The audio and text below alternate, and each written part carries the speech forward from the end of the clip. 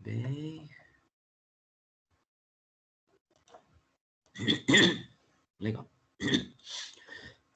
Bom, boa noite, pessoal. Tudo bem? Vocês desculpem aí a voz um pouco, eu tô gripado.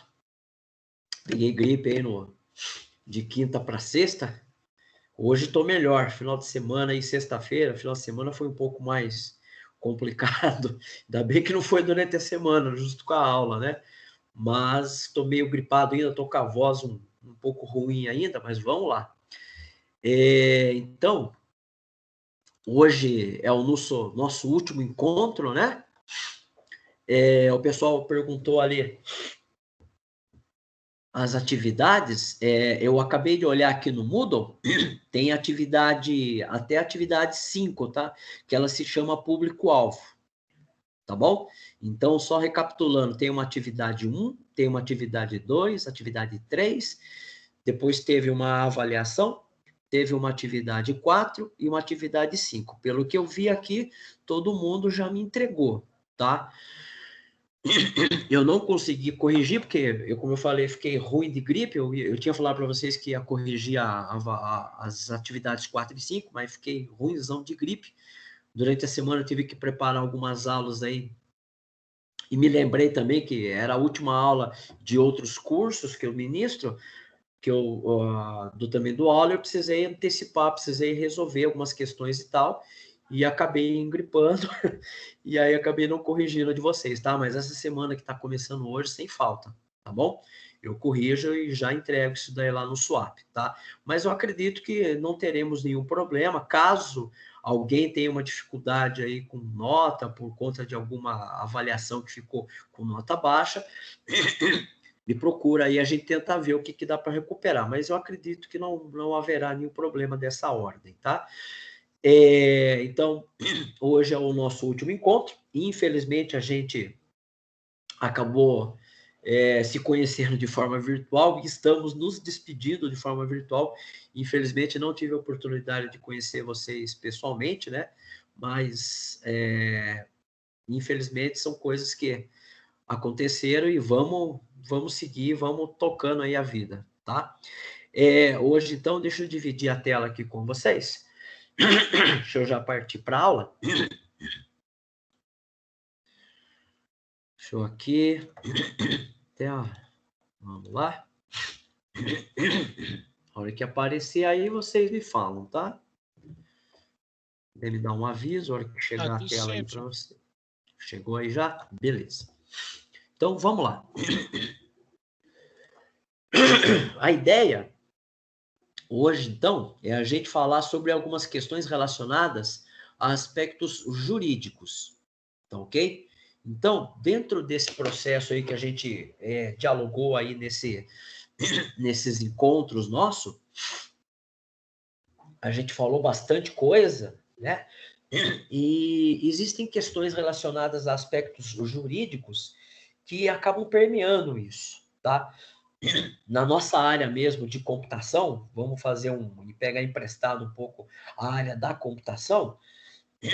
Então, quando a gente vai, por exemplo, desenvolver uma emissão de nota fiscal, né? Eu não tenho acompanhado, mas eu lembro que acho que há um bom tempo teve uma elaboração da nota fiscal eletrônica, né? Quando começou todo aquele processo de homologação das notas fiscais eletrônicas, né?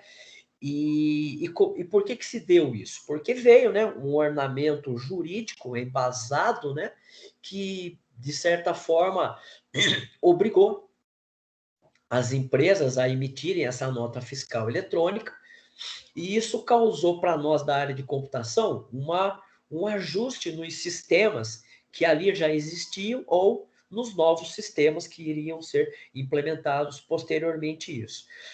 Então, como a nossa área de computação é uma área meio, ela não é uma área de início e nem fim, toda a legislação que regulamenta uma atividade de comércio, por exemplo, a área de computação é afetada, porque ela presta serviço, né? Ou seja, a computação é uma ferramenta para você que vai te auxiliar a sair do A até ir para o ponto B. Então, peguei emprestado aqui da computação, mas isso envolve diversas áreas. Pensando do ponto de vista de empreendedorismo, nós temos que ficar atento com isso. Por quê? Porque as questões jurídicas elas vão permear a condução da nossa atividade comercial, tá? Então, por exemplo, eu posso não gostar da concorrência, né? Mas eu não posso fazer nada contra, porque a gente vive numa economia aberta. Então, se eu tiver uma pizzaria de um lado direito da rua X, alguém resolver uma pizzaria do outro lado da rua, exatamente na minha frente, eu não posso fazer nada, né? Eu não posso fazer nada. O máximo que eu posso fazer é melhorar o meu produto e, se eu achar conveniente, no futuro próximo, comprar a empresa do cara, né? Ou forçar ele a quebrar com o tempo por conta da minha competência profissional. Então, perceba que eu tenho algumas questões. De modo direto, as questões que abrangem juridicamente, elas estão relacionadas a questões relacionadas à abertura da empresa, o capital social pelo que ele é composto, né? Outra forma direta também é a tributação que eu vou estar sujeito por conta da minha atividade comercial, tá? Os contratos sociais, como eu coloquei aqui, né? O contrato social quando eu presto um serviço e o contrato entre os sócios, né? Os stakeholders da empresa. Então, por exemplo, se nós todos aqui quiséssemos abrir uma empresa e todos nós fôssemos sócios, necessariamente nós não precisamos ser sócios em partes iguais da empresa, tá? Cada um pode ter uma parte diferenciada. Então, vamos imaginar que a gente vai abrir uma empresa de tecnologia, tá? Para prestar desenvolvimento e consultoria na área de tecnologia de sistemas de gestão empresarial. Então, eu posso ter 10% da empresa, o Alex pode ter 50%, né? E por aí vai, tá? Então, só que quem rege isso? Precisa ter um contrato. Então, o contrato, de forma bem simplista aqui, o contrato vai entender que 100% da empresa é composta pelo capital social de, sei lá, 10 mil reais. Então, 100% da empresa é o equivalente naquela data a 10 mil reais de capital social que foi reunido com os sócios A, B, C, D e E e que corresponde ao sócio A X%, ao B X%, que o somatório do percentual desses sócios corresponde a 100%, que, fazendo a conta matemática, vai corresponder ao valor financeiro que cada um contribuiu na abertura da empresa, por assim dizer, tá? Então, por exemplo, a gente pode pensar que, conforme a participação também de porcentagem de cada um dos sócios na empresa, igualmente a responsabilidade de cada um deles. Igualmente, o repasse do lucro da empresa para esses sócios, ou seja, via Prolabore. Então, se o Flávio tem 10%, é nada mais do que justo do que o Flávio não ter mais e nem menos do que exatamente 10% do Prolabore. Aqui, hipoteticamente, eu falei, dei como exemplo o Alex tendo 50%, nada mais do que justo ele ter 50%, nem mais e nem menos do Prolabore. Certo? Por quê? Porque ele detém 50% da empresa. Se ele quiser vender 5% para o Flávio vai pagar. Quanto que vale a empresa hoje? A empresa hoje vale 100 mil dólares. Perfeito. Então, o Flávio tem que dar 5 mil dólares, tem que dar 5 mil dólares, né, para o Alex, porque está comprando 5%. E aí tem que rever esse contrato dos sócios. Esse contrato social que antes o Flávio tinha 10, agora tem 15, o Alex tinha 50, agora tem 45, tá? Então, isso é muito importante. Algumas pessoas abrem empresa com sócio e não está descrito de forma clara e objetiva a participação e o que cada um faz. Então, se você abre uma empresa com um sócio, com a esposa, com o marido, com a namorada, com o namorado, não importa, independe. O fato é que tem que ter um contrato social dizendo o que cada um colocou de dinheiro de forma de capital social na empresa e o que cada um faz. Então, o sócio cujo nome A, ele é o responsável por isso, isso e isso. O sócio B, responsável por isso, isso e isso. Tá? Por quê? Porque na hora que der um problema, cada um tem que responder pelaquilo que lhe compete, que lhe compete, certo? Então, lembre-se, a abertura de uma empresa, ela tem vários aspectos jurídicos, né? Tem os aspectos jurídicos, o sistema tributário, por exemplo, se for uma empresa de comida, questões relacionadas à sanitária, código do consumidor, por exemplo, né? Quais são as regras, o contrato social que você vai estabelecer com uma empresa quando você vai prestar serviço, ou com um cliente, pessoa física, e um contrato de sócio com os próprios sócios da empresa. Bebi uma água aqui, que senão a garganta não chega, né? Então, de forma bem simplista, quais são os pontos mais relevantes aqui dessa breve conversa nossa? Contador não é advogado. Tem gente que acha que contador é advogado. Ah, mas tem contador que é advogado. Sim, ele tem as duas formações, tá? Mas não necessariamente ele vai ocupar as duas coisas ao mesmo tempo, né? Perceba que essas coisas são conflitantes. Ele pode ser advogado com especialização em contador, mas ele ou é uma coisa ou é outra, tá? E da mesma forma, advogado não é contador. Mas, Flávio, o cara entende de lei. O contador tem que entender de lei? Sim, ele tem que entender de lei. É de boa qualidade que um bom contador ele tenha conhecimento jurídico. Por quê? Porque quando ele for elaborar todo o processo contábil, ele faça esse processo embasado, fundamentado nas regras tributárias elegidas, né, votadas lá no Congresso. Ok? Então, ele não pode também fazer a coisa, porque eu acho que é assim. Não. Se ele não for advogado, se ele não tiver conhecimento jurídico, ele vai pedir ajuda para um advogado. Mas ele jamais vai responder aquilo de forma de advogado. Ele sempre vai falar: olha, eu tenho formação de advocacia, mas eu não sou advogado, e vice-versa. Tá? Então, quando você for contratar um contador, tem que tomar cuidado com isso. Você vai necessariamente precisar ter um contador e um advogado para a sua empresa, tá? Cuidado com os modelos de contrato, tipo preencha as lacunas, né? Existem também algumas coisas, tipo aquilo assim, eu vou pegar um contrato de exemplo na internet, vou preencher aqui os espaços em branco e tá pronto. Não. Tá errado.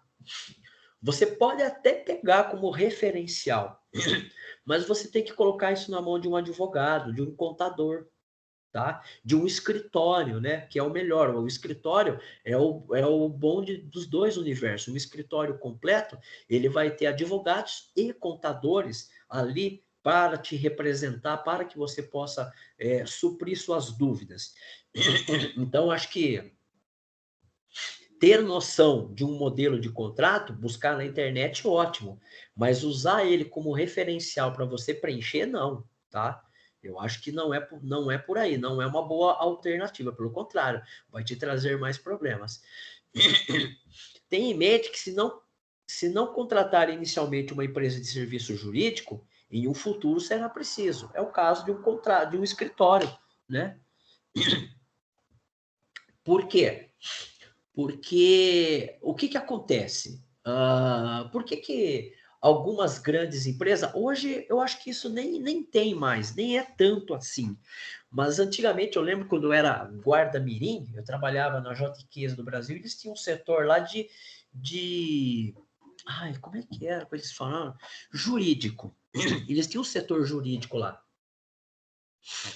que era um setor dentro da empresa que eles preparavam, eles cuidavam de toda essa questão de documento, elaboração de contratos e tarará. Hoje em dia isso não faz sentido mais.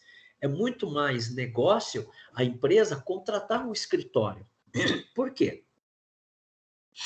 Porque diferente de você ter um setor na empresa, você tem um escritório que ele está sempre mais buscando evolução dentro desse cenário, tá? Ah, professor, mas, por exemplo, uma financeira, um banco tem um setor jurídico dentro. Sim, ele tem um setor jurídico. Só que o banco, por que o banco tem um setor jurídico? O banco tem um setor jurídico dentro por uma questão de legislação. Porque o banco e uma financeira, ele tem que ter o que a gente chama de um setor chamado controladoria. E a controladoria, ela é responsável por controlar e definir todos os processos dentro de uma instituição financeira. E aí você tem que ter naquela composição ali advogados, basicamente, advogados tributaristas. Então é muito comum você pegar dentro de uma empresa, você tem um setor de controladoria apenas, tá? Ou você tem um setor jurídico associado à controladoria, tá? E por que associado? Porque esse setor jurídico ele não responde para o restante da empresa, ele responde para a controladoria. Então, se eu sou da área de TI, eu preciso de um auxílio na elaboração, no entendimento de um documento para colocar isso dentro do sistema, eu tenho que fazer isso via controladoria, tá? Então, perceba que se você vai abrir uma empresa, em algum momento você vai precisar fazer a consulta, vai ter que ter um escritório. Por quê? Porque você é administrador, você vai cuidar da empresa. Se você começar a se dedicar à empresa e aos problemas jurídicos da empresa, você não vai fazer nenhum e nem outro. Porque se você não é advogado, como é que você vai cuidar das partes jurídicas da empresa se você não é advogado? Esqueça, você vai fazer mal feito. E aí, pior ainda, você vai deixar de fazer a parte administrativa. Quanto custa um escritório? Eu não faço nem ideia, tá? Mas eu chuto aí que isso daí depende do faturamento, depende do volume de negócio que a empresa realiza, tá? Mas, enfim. E tenha certeza que os conflitos serão inevitáveis, né? Conflitos entre contratos comerciais, conflitos entre os sócios, conflitos com fornecedor, conflitos com cliente, eles são inerentes, eles são impossíveis de descolar da sua atividade empresarial. Não há como, né? Então, se você vende televisão, qual a chance de algumas televisões que você vender dar problema? Vai dar problema, e você vai precisar. Aí o cliente vai acionar a empresa vai entrar com entendimento, pode ser que não haja acordo entre as partes, tá ok? Outras coisas importantes que precisam ser tratadas, né?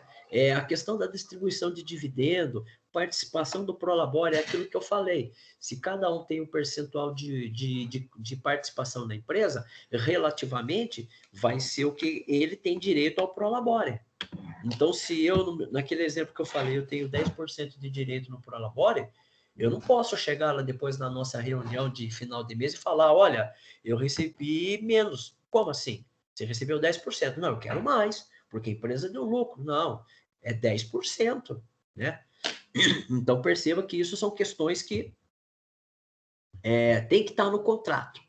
Tem que estar no contrato, porque estando no contrato, a pessoa, ela pode até não querer acatar, ela pode até não gostar, mas ela vai daí ter que entrar com uma ação jurídica para questionar a veracidade ou a legitimidade daquilo, né?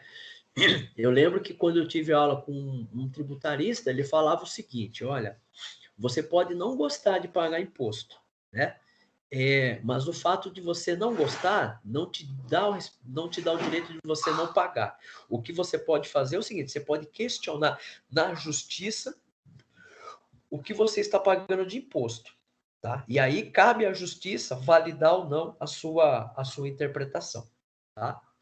Então, lembre-se disso. a escolha de um advogado, né? Não seja reativo e sim preventivo, ou seja, não espere os problemas acontecerem para você procurar um advogado, para você ter uma consultoria jurídica. Seja preventivo, né? Procure identificar quais os problemas. Lembra quando a gente criou lá a persona? Então, existe uma técnica administrativa, eu não trouxe aqui para vocês, mas existe uma técnica, é uma estratégia, né? Você criar problemas para essas personas. Então, a partir do momento que você identificou os gostos dessa persona, quais são os desgostos dessa persona? E com base nesses desgostos que você identificou, como é que eu, empresário, crio esses desgostos? Então, é você criar um cenário. E aí, com base nesses cenários, você vai buscando. Você já tem alguns problemas, vamos dizer assim, que podem acontecer, tá? Então, sei lá, vamos pensar, por exemplo, entrega, agora com esse cenário tem que entregar o produto via, a encomenda tem que chegar em tantos dias. E se não chegar em tantos dias, o que faz, o que acontece? Quem que eu procuro? Como é que eu aciono? Como é que eu tenho segurança? Tá? Então, eu espero o problema acontecer. Tenha já um contrato com um escritório para você ter essa guarida jurídica, ok? Não existe um curso, pelo menos eu desconheço um curso de advocacia voltado especificamente para negócios, tá? O que existe na esfera, o que existe dentro do ordenamento jurídico, que está dentro da esfera civil do direito, tá? Para essas tratativas. Então, existem advogados, escritórios que são especialistas em, por exemplo, em ações ambientais, entendeu? Então, por exemplo, com certeza a Petrobras ela tem um escritório jurídico especialista nas questões ambientais. Por quê? Porque ela trabalha com uma questão que se der um vazamento num petroleiro lá num navio, vai dar zica, né? Vai dar zica. E aí eu preciso ter todo um escritório com conhecimento do direito civil, criminal, mas com ênfase no meio ambiente. Tá? Por quê? Porque ninguém sabe tudo. Certo? Então vamos seguir aqui. O contrato social, né? O contrato social é uma questão muito importante, né? Ele é no direito, é o contrato que os sócios assinam ou assumem, né? Mediante a formação de uma nova sociedade em uma empresa. Então, é nesse momento em que os sócios falam, vamos montar uma empresa? Vamos. Então, eu vou dar R$1.000, eu vou dar 2.000, fulano vai dar 5.000, fulano vai dar 30.000. Tá. Mas no contrato social, isso tem que estar escrito, tem que estar lá. Que o fulano deu 1.000, que o ciclano deu 2.000, que o beltrano deu 30.000. Tá? Por quê? Porque quando essa empresa for vendida, 30.000 é do Beltrano. E 2.000 e 1.000 é do outro, do Ciclano. Tá? Então, perceba que essas informações têm que estar no contrato social da empresa. Você quando pega, você dificilmente, o que você faz é aquilo, você chega aqui, que 100%, você chega naquela situação lá em que 100% é igual a, sei lá, R$100.000, né? Aqui, R$100.000, vocês formaram um capital de 100.000, então, ou seja, você tem uma cota, né? Uma cota é igual a 1.000, certo? Né? Uma cota. Isso aqui seria equivalente a uma, sei lá, um negócio, uma conta bem boba aqui. Uma ação da empresa. Então, se o camarada aqui tem 30 cotas, né? Ou seja, seria o equivalente a 30, a 30%, tá? Então, perceba que isso é muito importante, tá escrito, né? Discriminado no contrato social. Porque, lembre-se, nada é eterno, ok? Sociedades começam e algumas, várias, muitas, se terminam. E quando começa, começa tudo bem. Mas quando termina, termina tudo ruim. Então, se não tiver isso documentado, vai dar problema, tá? No caso de uma sociedade já existente, a pessoa física ou jurídica interessada em participar pode assinar um contrato para filiar-se a ela. Então, já existe uma empresa? Ah, já existe. A gente quer tornar o Flávio sócio da empresa. Legal. Então, o Flávio vai entrar com o capital de 30 mil reais. Perfeito. Então, a gente tem que refazer esse contrato social. Tem que redistribuir, né, a participação agora para o Flávio, que é o novo sócio. É o que acontece quando a gente compra as ações de uma empresa. A empresa, ela pega uma parte dela e ela fatia, né? Ela quebra isso em pequenas cotas, as chamadas ações, e ela pulveriza isso na bolsa de valores. E aí, quando a gente compra um pedacinho da empresa. Ou seja, a gente compra um pedacinho do lucro dela, a gente compra um pedacinho do problema dela, do prejuízo dela, certo?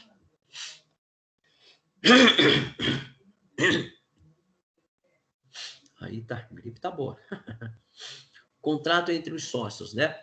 O acordo entre os sócios é um instrumento particular e usualmente regula algumas questões estruturais de funcionamento da sociedade. Quem vai fazer o quê, né? Como é que vai ser a composição, como é que vai ser se vai ter alternância na presidência. A cada 2 anos entre nós vamos eleger o novo presidente do grupo, né? O cara não pode se reeleger, tem que estar lá na descrição do contrato, certo? Então tem que estar tudo bonitinho. E aí, quando a gente olha, mas como é que eu faço um contrato social, Flávio? Bom, você não vai fazer, você vai contratar um escritório, tá? Mas, basicamente, o que tem que ter dentro de um contrato social? Basicamente, ele tem que ter aqui, né? Opa, tem que ter aqui. Tem que trazer a qualificação dos sócios. Então, o fulano ele é especialista em contabilidade. Ok. O fulano é especialista em tecnologia. O fulano é especialista nisso ou naquilo. Tá? Então, tem que ter essa qualificação dos sócios. Por exemplo, especificar as atividades e o serviço desenvolvido. Então, se a abertura da empresa vai ficar a cargo do Beltrano, tem que estar aqui no contrato social. Quem vai fechar a empresa é o Ciclano, tem que estar aqui. Quem vai tomar conta da parte financeira é esse aqui. Quem vai tomar parte desse, quem vai ser responsável por pagar as contas é esse. Entendeu? Defina o tipo de empresa. Aqui já é questões mais relacionadas à empresa, né? Então, definir o tipo da empresa. Ah, é uma empresa do setor alimentício. O local onde vai operar. Ah, vai operar na rua X, do bairro tal, da cidade tal. Por que isso é importante? Porque é isso aqui que vai compor o cadastro da empresa, que vai ficar na junta comercial, ok? Entre outros problemas, se não tiver endereço, né? Na verdade, não passa, né? Especifique a participação de cada sócio e quem são os administradores, né? Então, por que isso? Porque tem sócio que não trabalha na empresa.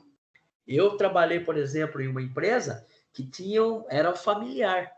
Então, toda a família era sócia da empresa. Só que era só uma meia dúzia que trabalhava na empresa, o resto ficava em casa. Entendeu? Ganhava para ficar em casa.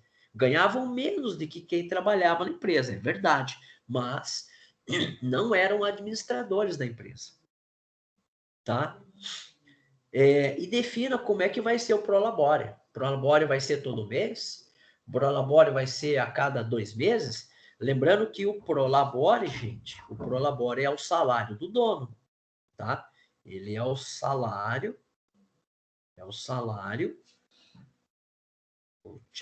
do dono. Nossa, até minha caneta hoje aqui tá que nem eu. É o do dono, entendeu? Barra sócios.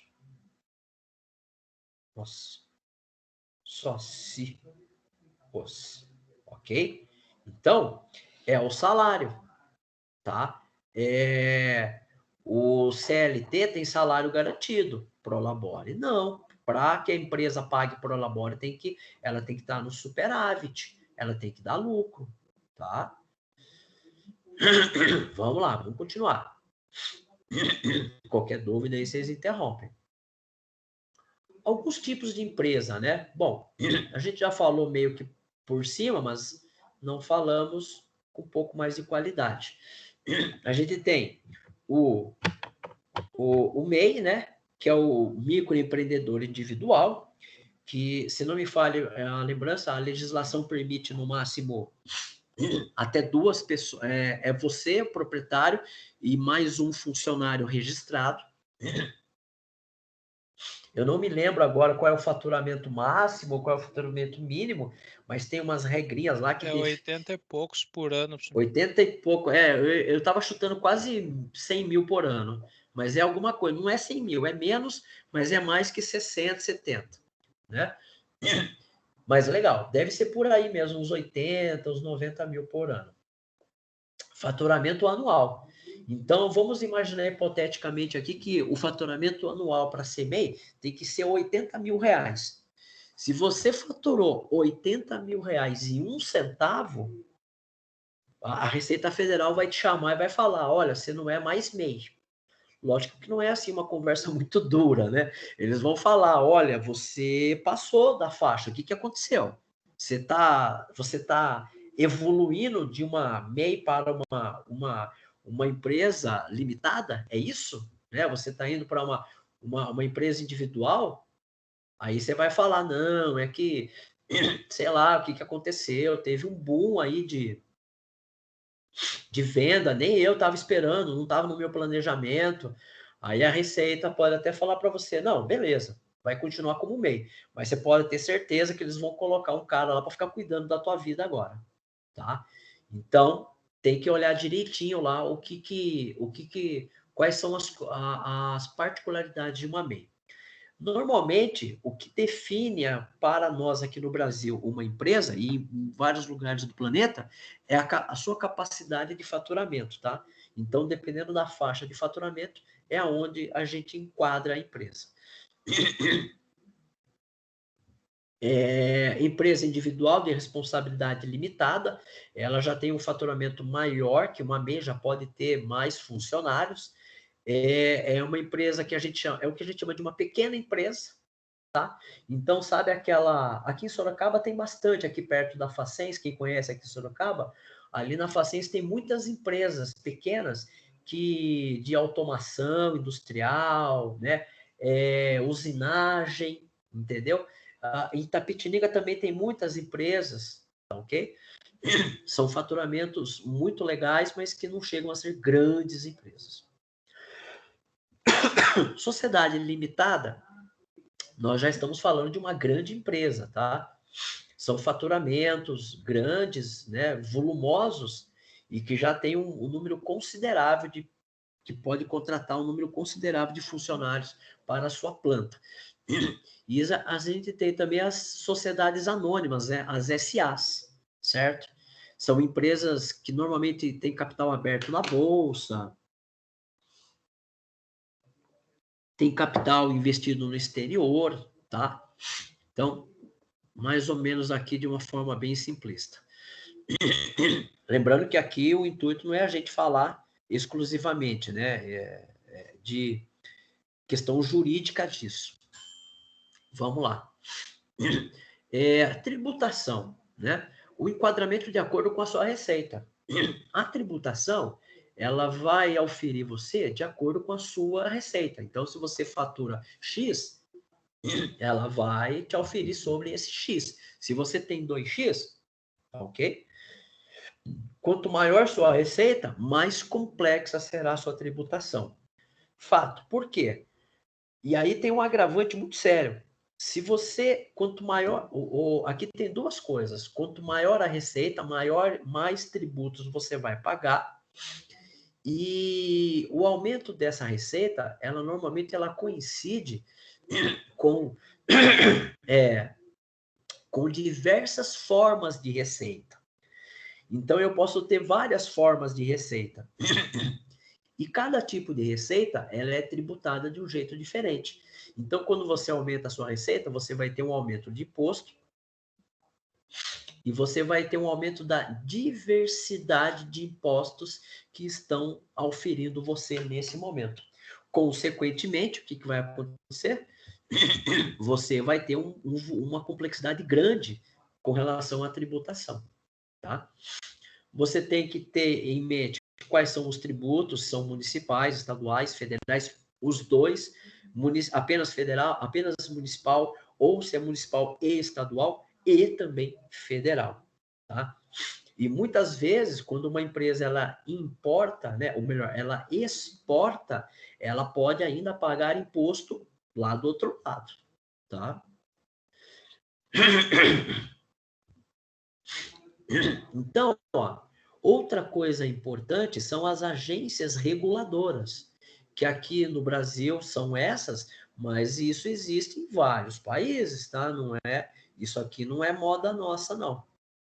Na verdade, a gente até começou algumas delas com certo atraso. Mas, enfim, dependendo do ramo da sua atividade que a sua empresa vai atuar, ela vai estar sujeita a algumas dessas agências reguladoras.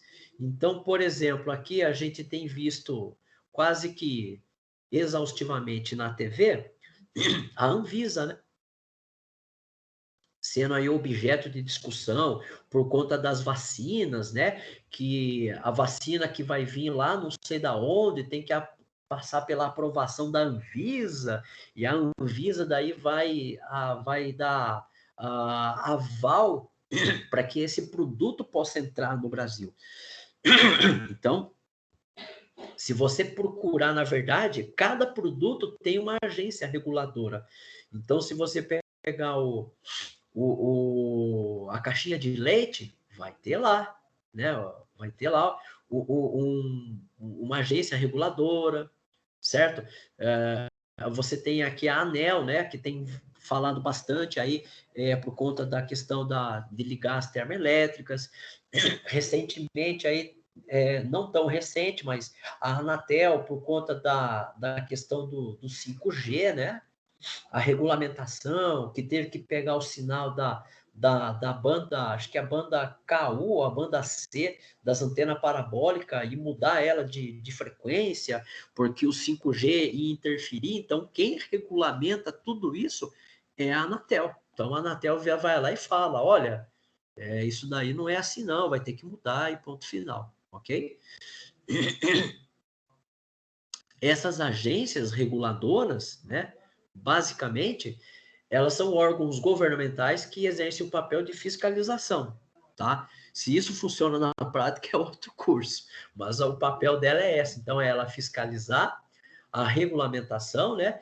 E também ela fiscalizar, produzir documentos de regulamentação e controle dos produtos e serviços de interesse público, tais como telecomunicação, energia e tarará. Então, por exemplo, imagine se a gente não tivesse uma agência de regulamentação das telecomunicações.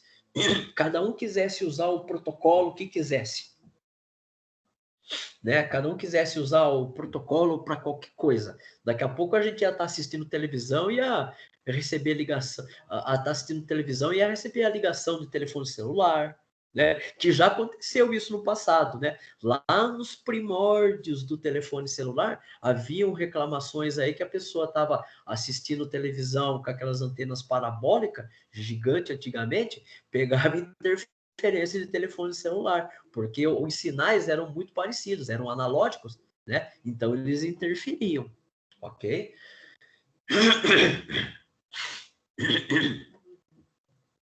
Uma outra coisa que é importante com relação ao aspecto jurídico é a propriedade intelectual, tá? Não sei se vocês já tiveram oportunidade de trabalhar em empresa, né? Principalmente na área de tecnologia tem muito isso, na nossa área de tecnologia tem muito isso, que é o conceito que visa abranger os direitos e o respeito de produtos e processos do conhecimento, sejam esses tangíveis e intangíveis, né? E isso é muito importante, pois após o término da Idade Média, com os avanços nas formas de metodologia para disseminar a informação. Então, por exemplo, as empresas de telefonia têm muito isso aqui, propriedade intelectual, né? Então, quando você vai falar de projeto com as empresas de telefonia, os caras viram e falam, então, mas de quem vai ser a propriedade intelectual? Então, quando ocorre muito esse tipo de problema, quando existem várias empresas que, por exemplo, imagine várias empresas de tecnologia trabalhando em conjunto, cada uma com a sua especialidade, para desenvolver um determinado produto ou um determinado serviço. De quem é a propriedade intelectual desse produto? Né? Ela vai ser particionada? Ela vai ser vendida? Né? Como é que vai regulamentar isso? Então, precisa ter um aspecto jurídico nesse sentido aqui para que ninguém fique descoberto. Com relação a questões trabalhistas, né? O nó central das questões trabalhistas no Brasil está na consolidação das leis do trabalho, ou seja, a tal da CLT, tá? A CLT, ela eu não sou jurista, né? O pouco que eu conheço, mas ela é um capítulo bem extenso, né, dentro do ordenamento jurídico, e ela é que faz o controle e a intervenção do Estado sobre as relações entre o trabalho e o capital, tá? Principalmente no que se refere às dimensões coletivas e sindical. Então, por exemplo, a gente pode dizer que a nossa legislação trabalhista ela é muito completa, muito ampla. O problema é que talvez a gente não exerce e ela não é respeitada como deveria, né? E ela não é respeitada tanto por funcionários como empresários, tá? Aqui tem que deixar bem claro isso, ok? Porque existe pessoas querer dar nó na lei trabalhista, como também tem empresas que tem foco nesse negócio. Mas enfim, ela é muito completa, tá? E ela basicamente ela vai regulamentar questões relacionadas à contratação, ela vai regulamentar a demissão. Então, olha, você quer mandar embora o cara? Você pode. Não tem nenhuma lei que proíbe você de mandar. Porém, se você mandar com essas características, você vai ter essa particularidade. Para vocês terem uma ideia, se não me falha a memória, quando eu estava estudando no MBA, eu não posso estar falando bobagem, mas eu lembro que tinha um professor que era tributarista, ele falou que nós somos a única legislação trabalhista em que o sindicato ele pode negociar junto à empresa com relação à garantia do emprego por um determinado tempo. Sabe aqueles acordos sindicais que o empresário fecha com o sindicato e vira e fala, olha, as pessoas vão ter garantia de emprego até o final do ano, por exemplo. É uma característica do nosso direito trabalhista. Nenhum outro país tem isso. Tá? Então, isso é muito importante, porque o sindicalista ele faz um acordo de redução de salário, em contrapartida ele vira e fala para o empresário, só que você não pode mandar embora o cara até final de 2022. E acredite, o empresário, se ele mandar embora, aí ele vai ter que pagar uma multa danadinha, tá? Então, as contratações, elas são ornamentadas, as demissões, o afastamento, né? Por exemplo, mulheres gestantes, né? Que precisa se afastar para ter o bebê. Recentemente, eu não vou precisar agora exatamente quando, mas os homens, eles também têm direito à licença maternidade. É menos que a mulher? É menos que a mulher. Entendeu-se, do ponto de vista jurídico, que a presença do pai ali nos primeiros... Acho que o afastamento do pai é no máximo 2 meses, posso estar enganado, tá? Mas não veio o caso. Mas o direito jurídico entendeu que a presença do pai ali, junto da criança e da mãe, nesses primeiros momentos, é de supra importância, tá?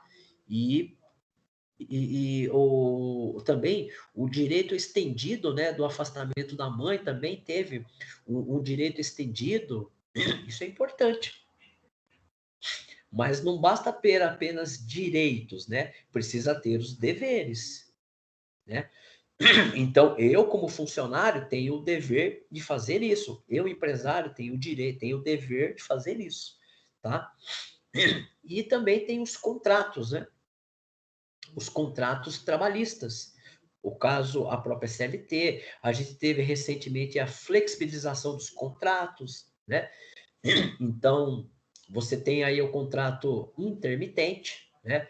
Que apesar das críticas, eu acredito que nós não vivemos ainda uma experiência muito boa com o contrato intermitente por conta da pandemia que chegou logo que na sequência, né?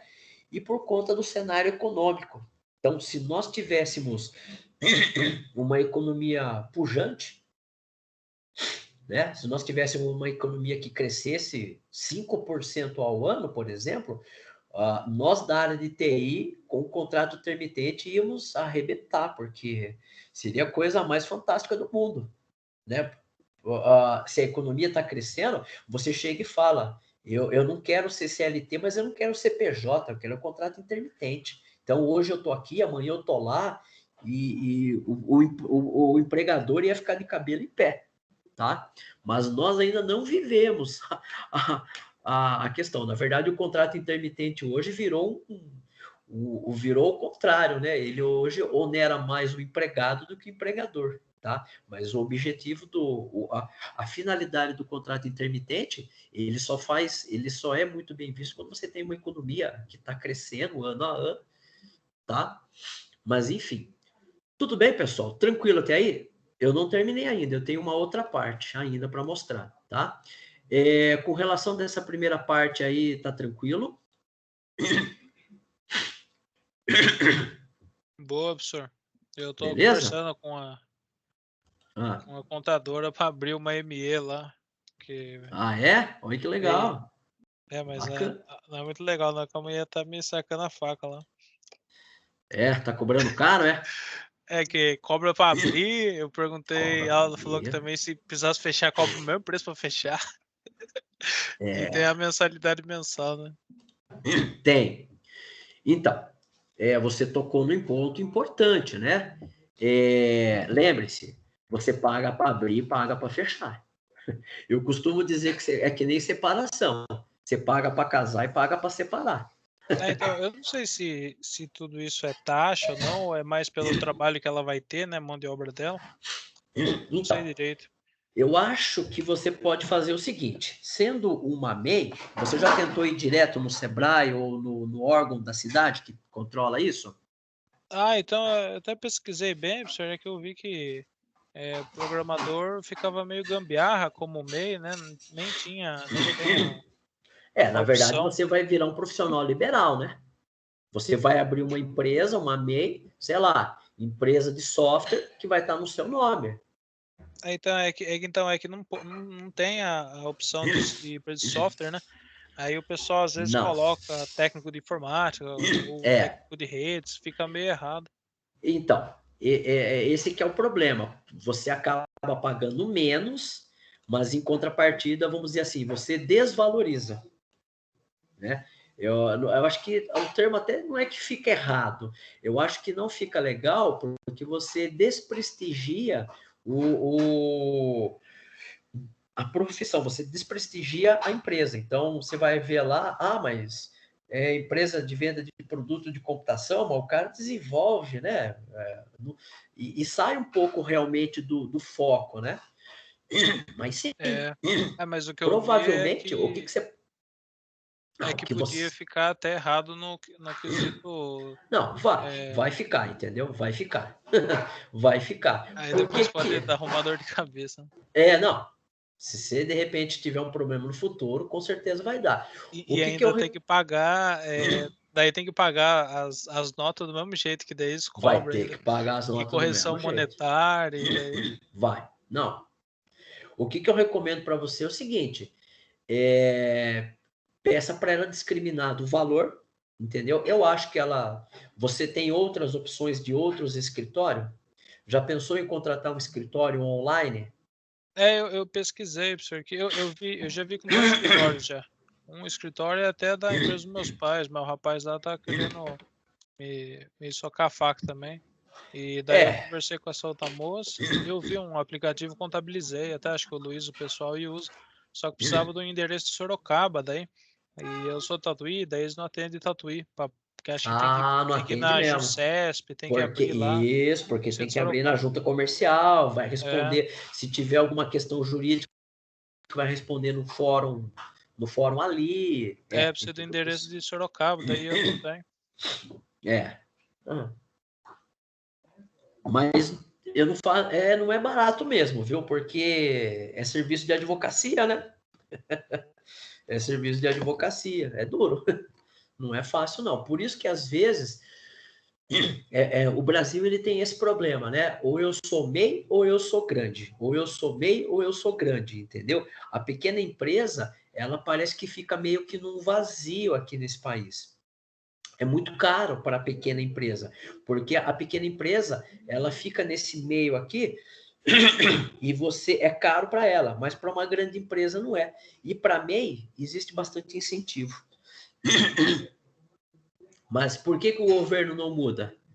Porque é na pequena empresa que boa parte do PIB se encontra.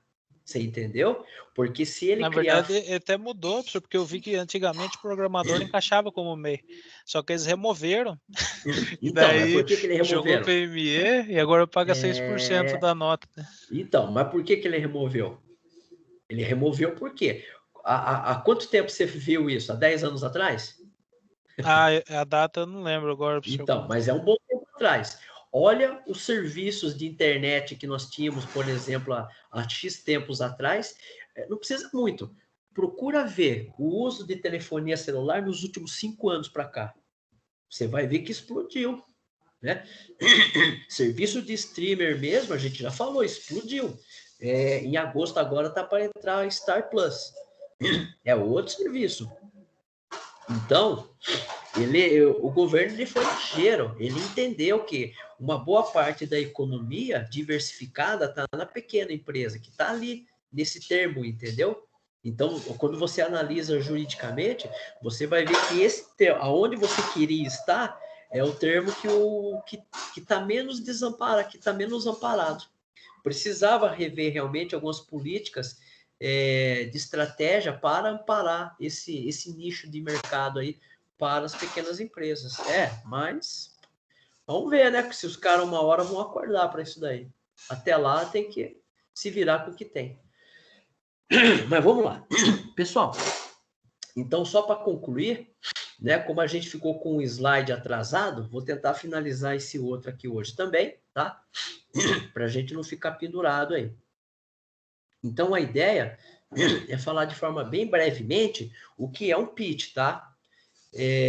Eu não vou pedir para vocês um pitch, eu iria pedir se estivesse presente, mas esse cenário aqui está muito complicado. Mas vamos lá. Como futuros empreendedores, vocês precisam ter um pitch. E o que o pitch é? O pitch ele é uma ideia consolidada junto a empreendedores do que é o seu negócio, de forma bem simplista e objetiva. Em questão de 5, 3 minutos, você falar tudo o que precisa ser falado da empresa e quem vai ouvir tem que entender perfeitamente, tá? E como é que funciona isso? Deixa eu só diminuir um pouco aqui, que ficou grande ainda. Assim. Então, pitch, ele é uma representação rápida do produto, do negócio, com intenção de vender. Então, você, quando monta uma startup, você nem sempre vai querer ficar com a startup, você vai querer vender essa startup para alguém, tá? Então, você vai envolver nessa apresentação tudo que é importante para cativar o investidor que ali está observando a sua apresentação. A gente tem, por exemplo, a On-Sense Pitch, né? Que você consegue resumir o seu negócio em apenas uma frase. Então, imagine você pegar a habilidade de você pegar o seu negócio e descrever ele em uma única frase. É bem desafiante, né? A gente consegue fazer isso a toque de caixa? Eu vou ser sincero para vocês que não, tem que treinar, certo? Se você não tem essa habilidade já contigo, você pode adquirir ela por treinamento, insistência, leitura. Mas se você não tiver, você vai buscar ela, que vai demorar um pouquinho mais, tá? Basicamente, os pontos relevantes que você vai colocar nessa frase, os pontos relevantes, o nome da empresa, né? O que ela está desenvolvendo, para qual mercado, qual problema ela resolve, com qual diferencial, o que ela vai agregar de valor no negócio, tá? Um outro tipo aqui é o elevator pitch, né?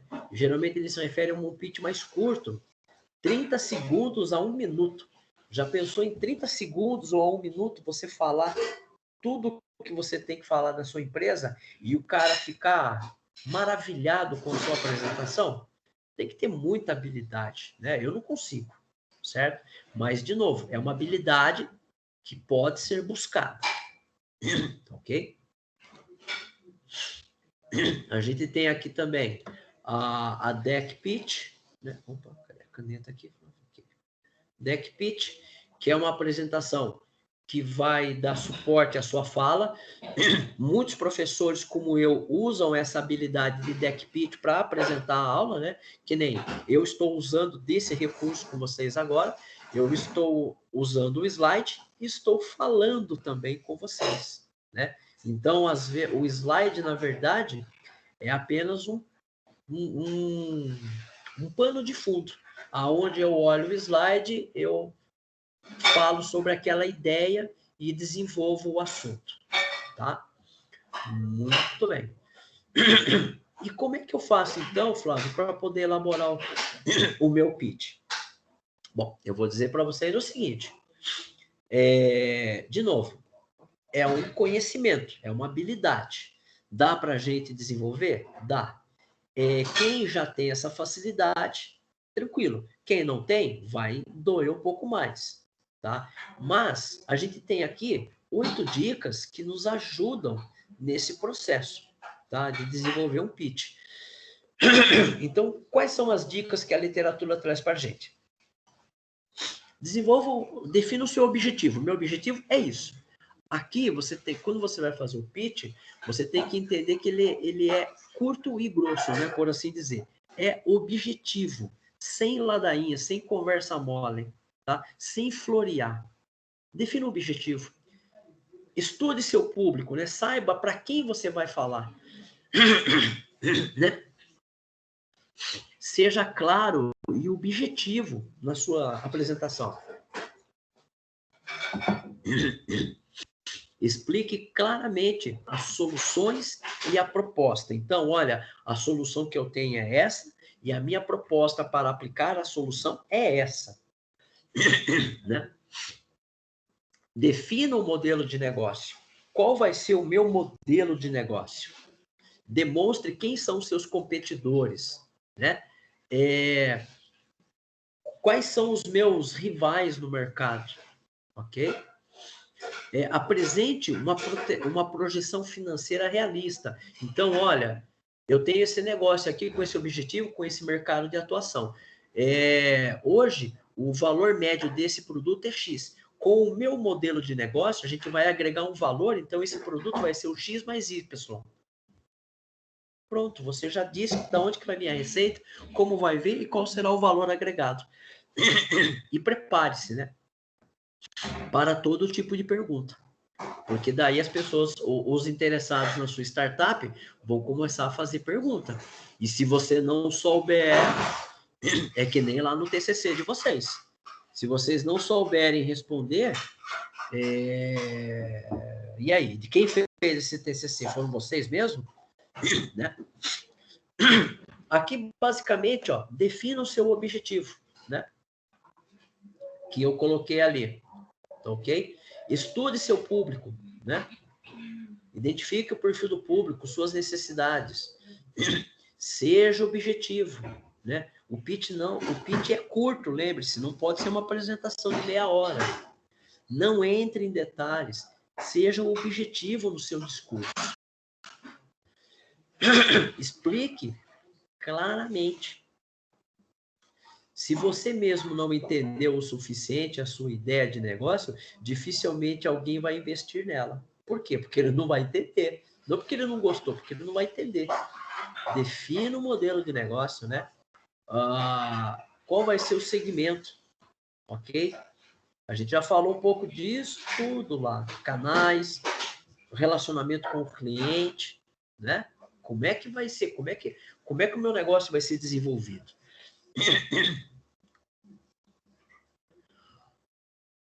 Não adianta você virar e falar que não tem concorrente no mercado. Se você chegar na sua apresentação e falar, olha, não tem concorrente no mercado, e já azedou o pé do frango. É a mesma coisa que você chegar lá no dia do seu TCC e falar, olha, ninguém nunca fez isso na vida. Ninguém nunca fez isso? Não, peraí. Alguém já deve ter feito alguma coisa parecida, similar. Porque o TCC de vocês não é... Lembre-se, lembra da aula da nossa inovação e invenção? Inovação e invenção, a diferença entre elas, né? Não existe um lugar que não tenha concorrente, certo? O que você pensar em criar, já tem um concorrente. Pode ser na sua cidade, pode ser no bairro do lado, pode ser na mesma rua, pode ser em outra cidade. E com a internet, essa distância da concorrência praticamente sumiu, tá? Então, seja claro e dizer quem são seus concorrentes. Mostre, né, uma projeção financeira. Os investidores que vão investir na sua startup, na sua empresa, eles procuram um negócio com potencial de rápido crescimento e alta escalabilidade. E com o menor custo possível, ou seja, ele quer ganhar muito e gastar pouco. Só que se você não mostrar para ele o quanto ele tem que gastar e o quanto que ele pode ganhar, ele não vai nem te escutar, tá? Prepare-se para todo tipo de pergunta, ou seja, o público está lá para entender o seu negócio e perceber se você está preparado para liderá-lo, né? Ao final do pitch, você pode ser bombardeado por perguntas, né? Elas podem questionar detalhes da operação. Normalmente se concentra aqui. Detalhes da operação financeira. Olha, da onde que vai vir o lucro? Da onde que vai vir? Mas como é que você sabe que esse mercado vai dar essa projeção financeira ao ano? Com base em quê? Com base em que PIB, em que economia, em que cenário você projetou esse faturamento anual? Os caras querem saber tudo, tá? Peguei aqui um vídeo do YouTube como referencial, só para vocês terem uma ideia do que é um pitch, tá? Para não ficar só na minha fala. Então, é legal dar uma olhada nesse vídeo aqui. Ele mostra, né, um exemplo de um pitch bem bacana, tá? E aí, né, eu não vou pedir, mas apenas para ficar registrado, né, se um dia você for fazer, então eu vou deixar isso, na verdade, como um desafio pessoal para cada um de vocês, tá? Só que eu vou pedir para vocês pensarem no TCC de vocês, tá? Então, pensa lá no TCC de vocês. Pensem em fazer um vídeo de 3 a 5 minutos explicando o TCC de vocês. Pega esse vídeo e manda para sua mãe, pro seu pai, para namorada, pro namorado, para tia, pro tio. E depois, você não fala nada. E pergunta, olha, você entendeu do que eu falei? Se a resposta dele for sim, você resolveu o seu problema. Você vai ir muito bem na sua apresentação de TCC, certo? Se eles falarem que não, isto quer dizer que a sua explicação não está coerente com aquilo que as pessoas precisam entender. Aí você vai falar para mim, mas Flávio, por exemplo, na banca do TCC, o professor vai ser da área. Então, será? Quem garantiu para vocês? Talvez isso não seja verdade. Talvez seja uma pessoa lá da área administrativa.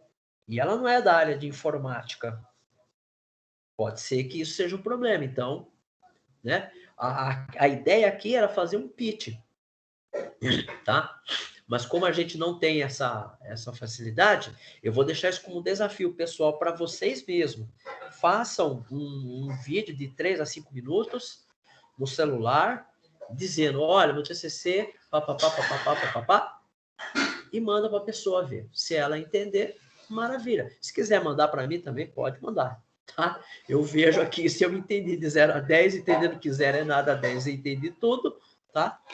E aí você vai avaliando esse feedback. Isso é legal, porque você também divide a responsabilidade, porque você sabe o que você está fazendo. Seu orientador sabe o que você está fazendo, mas nem todos os membros da banca vão saber o que você está fazendo.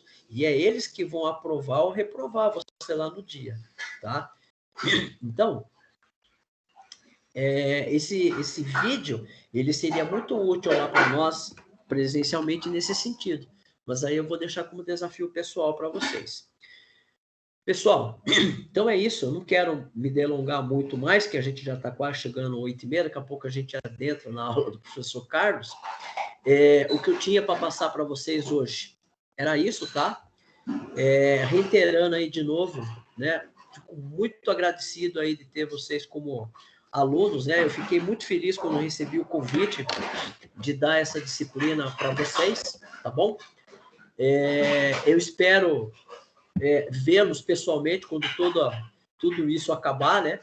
Eu estendo aqui o convite para vocês, quando tudo isso acabar, a gente voltar presencial lá, apareça lá para a gente se conhecer pessoalmente, né? Não só a mim, mas os outros professores também. De repente a gente marca uma pizza lá no campus Itapetininga para a gente falar um pouco aí de tecnologia, né? Que é a minha área e é boa área bastante de vocês também, tá bom? E eu fico aí à disposição de vocês para alguma dúvida do que a gente falou agora e, evidentemente, futuramente aí para qualquer assunto que vocês queiram. Tá bom? Beleza? Show de bola, professor. Queria agradecer então ao senhor aí, professor. Várias dicas, várias coisas úteis aí, né? A gente tá abrindo empresa, a gente tá seguindo aí na carreira, né? E se desenvolvendo também. Isso é importante. Agradecer aí o senhor aí, o conhecimento que o senhor trouxe pra gente.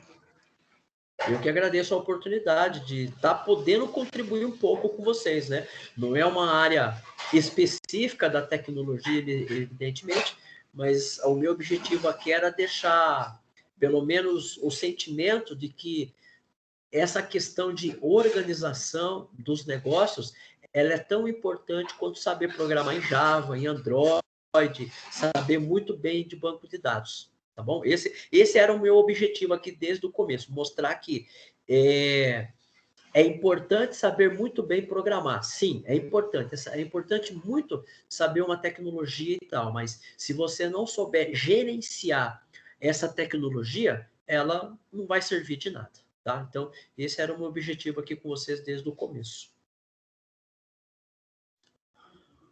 Tudo bem, então, pessoal? O senhor contribuiu bastante. Obrigadão mesmo, senhor. Que bom, eu fico muito agradecido. Pessoal, então, eu vou encerrar aqui a gravação, tá? E se sintam convidados aí, mesmo depois aqui que a gente terminar, se quiserem mandar perguntas ou algum questionamento, podem ficar à vontade, tá bom? Pessoal, muito obrigado Ótima semana que está começando, tá? Ótimo encerramento de curso, tá? Ótimo TCC para vocês. E qualquer dúvida, eu não sei, eu acho que vou estar na banca de alguns de vocês, não sei, né?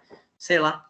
Mas se eu não os ver mais, tá? Fica meu abraço aqui. Muito obrigado por vocês me aceitarem aí nessa disciplina, tá bom? Muito obrigado. Tchau, tchau. Obrigadão aí, professor, por tudo aí. Forte abraço.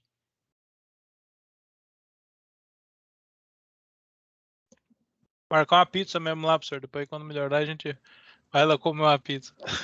É verdade. Eu que agradeço, pessoal. Mas vamos sim, vamos marcar uma pizza lá. Vamos fazer isso. Marca um dia lá, nós faz uma pizzada lá. Só não dá pra, eu só não posso dar uma bebedeira porque tem que voltar para Sorocaba, né? E aí pega